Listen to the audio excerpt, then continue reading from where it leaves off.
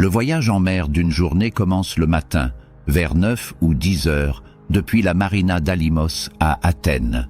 Au moment où vous montez à bord du yacht, une journée totalement différente commence. Une journée remplie de liberté, de soleil et de la douce étreinte de la mer Égée. La navigation à voile vers l'île d'Égine dure environ 1h30. Une légère brise et une mer calme créent une atmosphère de légèreté et de régénération totale. La première escale se fera dans l'une des criques isolées de la côte est d'Égine. Ces recoins cachés de l'île ne sont accessibles que par la mer. C'est précisément ce qui leur confère leur charme intact et une profonde sensation de paix et d'isolement. Des falaises majestueuses, des pins parfumés, des eaux émeraudes scintillantes et un profond silence apaisant. Un refuge idyllique pour nager, faire du snorkeling et s'immerger pleinement dans l'étreinte de la nature. Vous pouvez plonger librement depuis le yacht, vous prélasser au soleil et vous laisser complètement envelopper par ce paradis naturel. Après la baignade, le yacht met le cap sur le pittoresque village d'Agia Marina. Ce charmant petit village, avec ses maisons blanchies à la chaux, ses ruelles fleuries et ses collines verdoyantes qui descendent doucement vers la mer, invite à ralentir et à savourer toute sa beauté.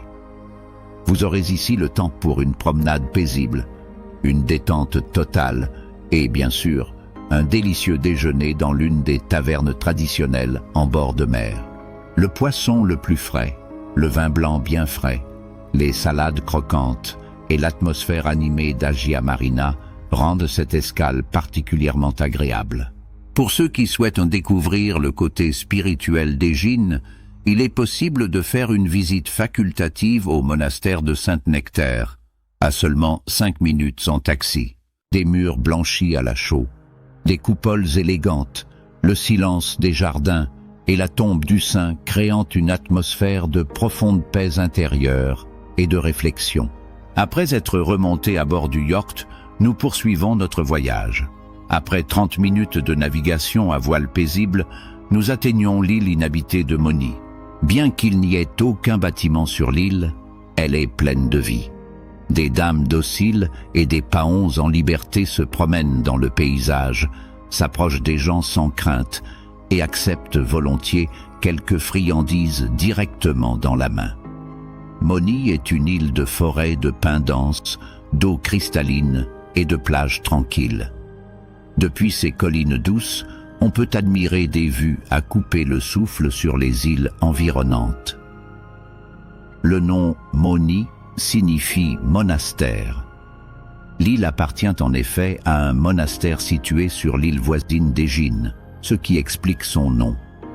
En grec, ce mot évoque également la solitude. Et en effet, cette île inhabitée incarne parfaitement l'idéal d'un isolement sacré en pleine nature préservée. La plage principale de l'île est réputée pour ses eaux transparentes aux reflets émeraudes et ses galets fins, agréablement doux sous les pieds nus. La mer y est exceptionnellement propre, parfaite pour la baignade et le snorkeling.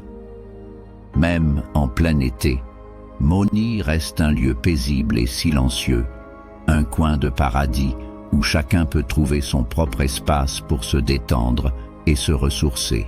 Quand le soleil commence à se rapprocher de l'horizon, nous levons les voiles pour retourner à Athènes. La navigation à voile de l'île de Moni jusqu'à Athènes dure environ 2 heures. Tu peux profiter de la mer ouverte, du jeu de lumière sur les vagues, des couleurs du coucher du soleil et de cette douce fatigue qui suit une journée remplie de beauté, de chaleur et de moments inoubliables. Le retour à la marina d'Alimos est prévu entre 6 et 7 heures du soir. Fyodor Dostoïevski a dit un jour « La réalité est plus fantastique que n'importe quelle fiction. » En Grèce, il existe encore des lieux de nature intacte d'une beauté à couper le souffle, si bien que vous vous souviendrez de ce voyage comme d'une visite au paradis.